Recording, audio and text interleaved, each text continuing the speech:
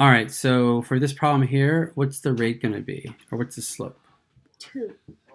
Slope is equal to, right here, 1 page, I'll highlight it, 1 page for every additional hour, right? So slope is 1, just 1, but you can just write one page per 1 hour.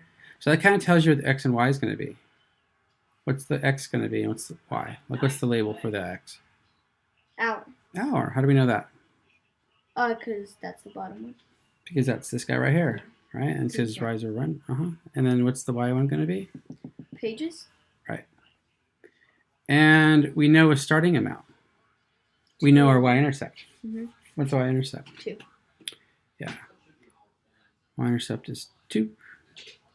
So, okay, so we have kind of a general equation. We have y is equal to 1x plus 2.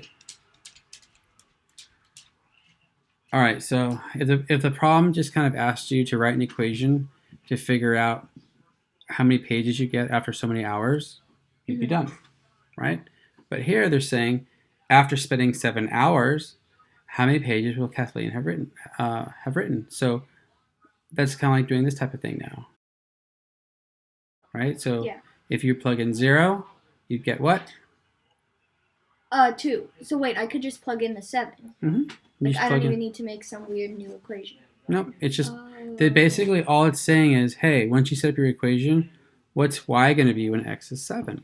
How many pages are you going to get after 7 hours? Well, it's going to be 7 hours, but really, let's keep in mind that we already have 2 pages to start with.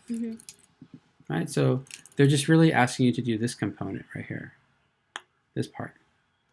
This is the part they want you to do. So you're plugging in 7. You plug in 7. So y equals to 1 times 7 plus 2. Y equals 9. And the 9 would go right there. But it's 9 is pages, so 9 pages.